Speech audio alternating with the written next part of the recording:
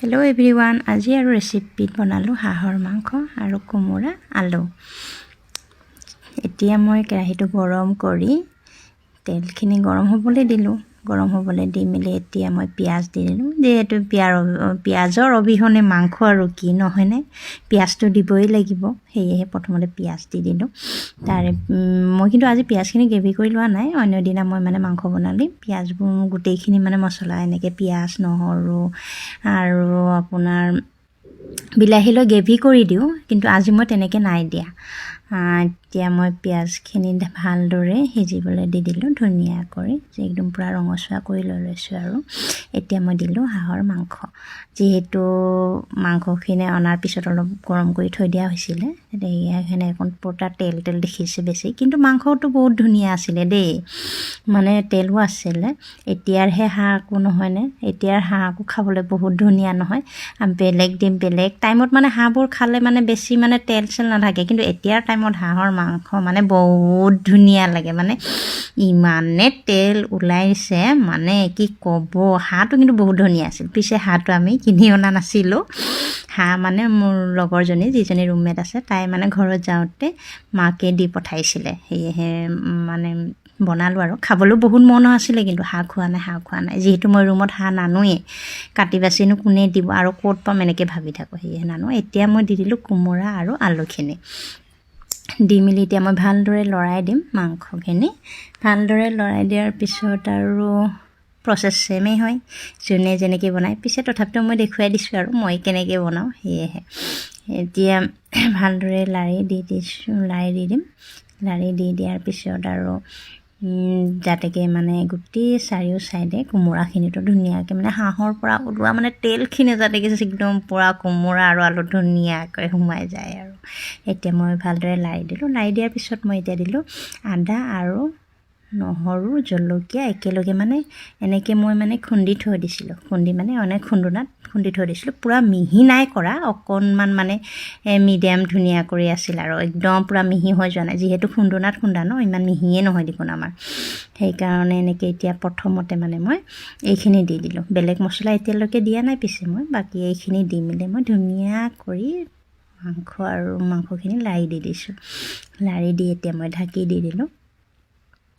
ঢাকি দিয়াৰ পিছত অকণমান সময় ৰ'ব দি আকৌ মই পুনৰবাৰ ঢাকনিখন খুলি চালোঁ। চোৱাৰ পিছতে প্ৰথম যেতিয়া খুলিছোঁ নহয়, বাপৰে, হাঁহৰ মাংসৰ গোন্ধই ওলাই গৈছে। ইমানেই ভাল লাগিছে, কি ক'ব আৰু বহুত ধুনীয়া লাগিছে। হাঁহৰ এটা গোন্ধ আহে যে, যেতিয়া বনায় তেতিয়া আহে, কিন্তু এনেইতো হাঁহৰ হেৰিটো ভাল নালাগে, গোন্ধটো একদম কিবা টাইপ লাগে। কিন্তু এতিয়া যেতিয়া অকণ আধা সিজিলে ন, তাৰপিছত গোন্ধটো আহোঁতে বাবা, মই ভাবিছোঁ বহুত ধুনীয়া লাগিব। ইয়াত এতিয়া সোৱাদ অনুসাৰে নিমখ, যিমানখিনি প্ৰয়োজন সিমানখিনি নিমখ দি দিছোঁ, যাতেকৈ বেছি নহয় আৰু ভাবি চিন্তি দি দিছোঁ। আৰু বেছি নহ'ব দেই, যিহেতু বহুত ইচ্ছা মাংসখিনি বনাইছোঁ খাবলৈ, যাতেকৈ বেছি নহয় আৰু নিমখ। এতিয়া দি দিলোঁ মই হালধি দিয়াৰ পিছত মই দি দিলোঁ জিৰা আৰু ধনিয়াৰ গুড়ি। এইখিনি দি মেলি মই ধুনীয়া কৰি লাৰি দি দিলোঁ। লাৰি দিয়াৰ পিছত আৰু অকণ কালাৰটো আহিছে আৰু দেখিবলৈ ধুনীয়া হৈছে। কিন্তু যেনক মই ভাবিছোঁ দেখিবলৈ যিহেতু ধুনীয়া হৈছে, খাবলৈও ধুনীয়া হ'ব লাগিব, নহয় নে নহয়। সেইকাৰণে মই আৰু এবাৰ ভালদৰে লাৰি দি মাংসখিনি এতিয়া মই আকৌ পুনৰবাৰ ঢাকি দি দিলোঁ। যিহেতু ঢাকি নিদিলেতো নহ'ব, নিসিজিবই, নহয় নে নহয়। এতিয়া আপোনাৰ 50% মাংস ধুনীয়া হৈছে। কিন্তু ৰ'ব, ইয়াতে মই দিবলৈ পাহৰি গৈছিলোঁ যে গৰম মছলা। হাঁহৰ মাংসত গৰম মছলা নিদিলে হ'ব কেনেকৈ, গোন্ধটো অলৰেডি ভাল নহ'ব ন। সেইকাৰণে আৰু এতিয়া মই লাষ্টত খুন্দুনাত খুন্দি মেলি গৰম মছলাখিনি খুন্দি মেলি দি মেলি আকৌ এবাৰ ঢাকি দি দিছোঁ। ঢাকি দিয়াৰ পিছত অকণ সময় ৰ'ব দি দিলোঁ। ৰোৱাৰ পিছত এতিয়া কি ধুনীয়া গোন্ধ। তাৰপিছত আকৌ অকণমান কালাৰ, আকৌ যাতেকৈ জ্বলাটো আহে, দুইটাই মিলি ৰেড চিলি আৰু এনেকুৱা কালাৰ থকা ধুনীয়া কৰি দি দিলোঁ। এতিয়াৰ কালাৰটো আৰু কিমান ধুনীয়া হৈছে। তাৰপিছত মই এতিয়া গৰম পানী এক চাইডে কৰি আছিলোঁ, যিহেতু তাৰপিছত এতিয়া মই গৰম পানীখিনি গুটি দি দিলোঁ। দি মেলি এতিয়া মই ঢাকি দি দিছোঁ।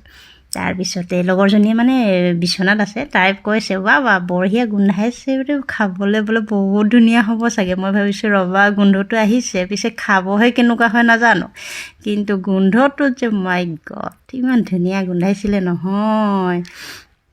এতিয়া মোৰ হাঁহৰ মাংস কমপ্লিট হৈ গ'ল আৰু ধুনীয়াকৈ সিজিলে, গোন্ধও ধুনীয়া হ'ল। পিছে খাবলৈ কেনেকুৱা আছে সেইটো নাজানো। এতিয়া লাষ্টত দিলোঁ মই এগালমান ধনিয়া, মানে ধনিয়া দি মেলি দেখিবলৈ ধুনীয়া, খাবও চাগে ধুনীয়াই হ'ব এনেকৈ ভাবিলোঁ। আজিলৈ ৰেচিপি এইখিনিয়ে, আহিছোঁ, বাই বাই।